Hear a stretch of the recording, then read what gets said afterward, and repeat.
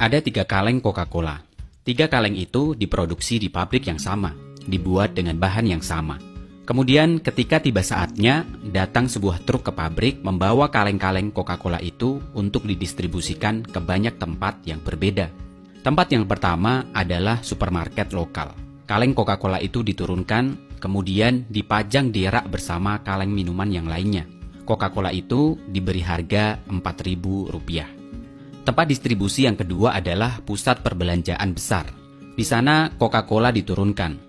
Kaleng-kaleng itu ditempatkan di sebuah cooler atau kulkas agar dingin untuk memberikan kenikmatan yang lebih untuk para pembelinya. Satu kaleng Coca-Cola dijual dengan harga Rp7.500. Kemudian pemberhentian yang terakhir adalah Hotel Bintang 5. Kaleng-kaleng Coca-Cola itu diturunkan. Kemudian kaleng-kaleng itu ditempatkan di lemari pendingin, tetapi hanya dikeluarkan dengan pesanan pelanggan. Kaleng ini dikeluarkan dengan gelas kristal cantik berisi es batu, disajikan di atas baki, dan pelayan hotel akan membuka kaleng Coca-Cola itu dan menuangkannya ke dalam gelas dengan sopan saat menyajikan kepada pelanggan. Satu gelas Coca-Cola diberi harga Rp60.000. Sekarang pertanyaannya adalah, mengapa ketiga kaleng Coca-Cola itu memiliki harga yang berbeda? Diproduksi di tempat yang sama, dibawa truk yang sama, dan memiliki rasa yang sama, tetapi harganya berbeda. Jawabannya adalah lingkungan. Lingkunganlah yang membuat 3 Coca-Cola itu berbeda harganya. Lingkungan berbicara tentang suasana, lingkungan berbicara tentang relationship, lingkungan berbicara tentang daya dukung. Begitu juga dengan manusia. Semua orang pasti punya potensi, semua orang pasti punya bakatnya masing-masing, termasuk diri kita juga. Apabila kita berada di lingkungan yang tepat dengan semua daya dukung yang ada, kita bisa mengeluarkan potensi yang terbaik dari diri kita. Kita akan jadi orang yang cemerlang. Kita akan terlihat cemerlang dengan segala potensi yang kita punya. Tetapi jika kita berada di lingkungan yang salah, lingkungan yang tidak mendukung, maka potensi kita tidak akan keluar secara maksimal. Potensi kita akan kerdil. Ibarat pohon yang dibonsai, seharusnya dia bisa tumbuh besar.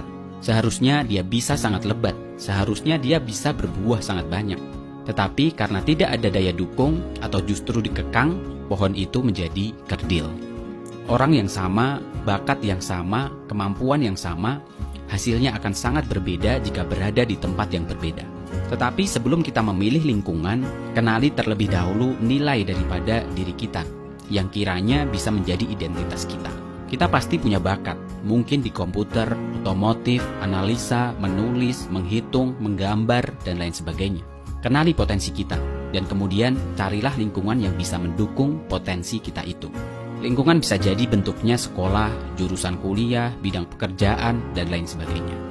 Sekarang coba kita perhatikan di sekitar kita. Mungkin di sekitar kita ada banyak sekali orang yang berbakat pada hal yang tertentu.